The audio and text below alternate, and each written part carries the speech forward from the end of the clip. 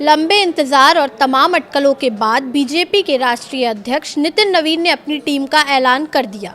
नई टीम में निरंतरता के साथ बदलाव का संतुलन दिखाई दिया।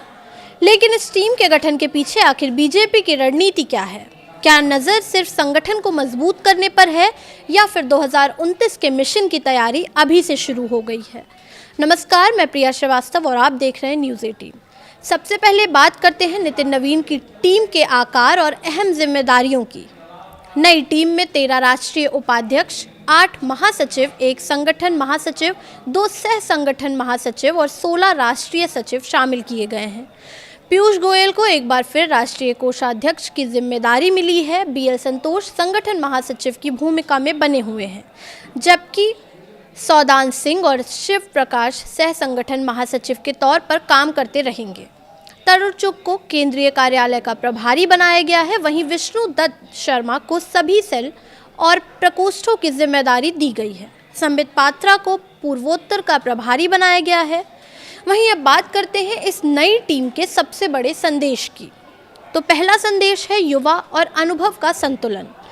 टीम में 40 साल से कम उम्र के 6 सदस्य हैं, 40 से 49 साल की उम्र के 15 सदस्य और 50 से 59 की उम्र के 21 सदस्य हैं। यानी बीजेपी ने युवा चेहरों को आगे बढ़ाया है, लेकिन अनुभवी नेताओं की ताकत को भी बरकरार रखा है। इसका बड़ा उदाहरण है स्मृति ईरानी। 2024 के लोकसभा चुनाव के बाद राष्ट्रीय राजनीति में अपेक्षाकृत कम सक्रिय नजर आई। स्मृति ईरानी की राष्ट्रीय महासचिव के तौर पर वापसी हुई है। वहीं संघ के प्रचारक और संगठनात्मक रणनीतिकार रहे राम माधव की उपाध्यक्ष के तौर पर वापसी भी अहम है। जम्मू कश्मीर और पूर्वोत्तर में संगठन के विस्तार का उनका अनुभव पार्टी के लिए उपयोगी हो सकता है। विनोद तावड़े को फिर महासचिव की जिम्मेदारी मिली है, जबकि पश्चिम बंगाल में संगठन को मजबूत करने वाले सुनील बंसल पर भी पार्टी ने भरोसा जताया है। साथ ही 3 पूर्व मुख्यमंत्री, राजस्थान की वसुंधरा राजे, उत्तराखंड के तीरथ सिंह रावत और त्रिपुरा के बिप्लब देव को भी टीम में जगह दी गई है। इन तीनों का प्रशासनिक और राजनीतिक अनुभव संगठन के काम आ सकता है। वहीं दूसरा बड़ा संदेश है सामाजिक और क्षेत्रीय संतुलन। बीजेपी की कोशिश है कि राष्ट्रीय टीम में देश के अलग अलग हिस्सों और समाज के कई वर्गों को प्रतिनिधित्व मिले। उत्तर प्रदेश से हरीश द्विवेदी को राष्ट्रीय महासचिव बनाया गया है। नागालैंड से फांगनोन कोन्याक को राष्ट्रीय सचिव की जिम्मेदारी मिली है। उत्तर पूर्व से युवा नेता मृगांक बर्मन को भी जगह मिली है।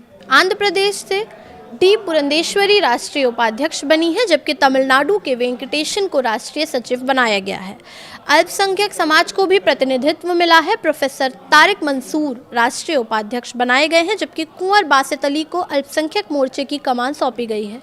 सरदार मनप्रीत सिंह बादल को भी उपाध्यक्ष बनाया गया है। युवा मोर्चा में भी बदलाव हुए हैं। गुजरात के डॉक्टर हेमांग जोशी को राष्ट्रीय अध्यक्ष बनाया गया। यानी अब तेजस्वी सूर्या की जगह युवा मोर्चे की जिम्मेदारी नए चेहरे के हाथों में होगी। वहीं इसके साथ तीसरा संदेश ये है कि संगठन और विशेषज्ञता का मेल। राम माधव की वापसी जहां संघ और बीजेपी के बीच समन्वय को मजबूत कर सकती है, वहीं प्रोफेशनल बैकग्राउंड वाले चेहरे को भी जगह दी गई है।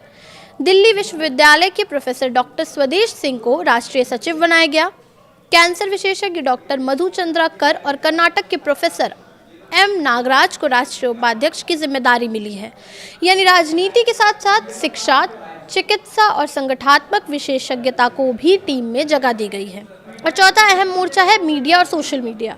मीडिया की जिम्मेदारी अनुभवी हाथों में ही रखी गई है। पौड़ी से सांसद अनिल बलूनी को फिर मीडिया का राष्ट्रीय संयोजन सौंपा गया है। उनके साथ सिद्धार्थ यादव, प्रदीप भंडारी और आशीष उषा अग्रवाल सह संयोजक बनाए गए हैं। वहीं सोशल मीडिया में बदलाव हुआ है। अमित मालवीय की जगह छत्तीसगढ़ के दीपक मास्के को संयोजक बनाया गया। तो सवाल है कि आखिर इस पूरी टीम का संदेश क्या है? संदेश साफ है, नज़र सिर्फ आज पर नहीं 2029 पर भी है। लेकिन 2029 से पहले कई राज्यों के चुनाव इस टीम की पहली बड़ी परीक्षा होंगे। उत्तर प्रदेश, पंजाब और उत्तराखंड समेत कई राज्यों में संगठन की रणनीति और नेतृत्व की क्षमता परखी जाएगी। अब नितिन नवीन के सामने चुनौती है युवा ऊर्जा और अनुभवी नेतृत्व को एक साथ मैदान में उतारना, संगठन को धार देना और चुनावी मैदान में बीजेपी के लिए फिर मजबूत माहौल तैयार करना। टीम तैयार है, रणनीति सामने है और नज़र 2029 पर है। अब देखना होगा कि क्या नितिन नवीन की ये नई टीम आने वाले चुनाव में बीजेपी के लिए फिर भगवा लहर पैदा कर पाती है। फिलहाल इस वीडियो में इतना ही। ऐसे ही और वीडियोस के लिए देखते रहिए न्यूज़ 18।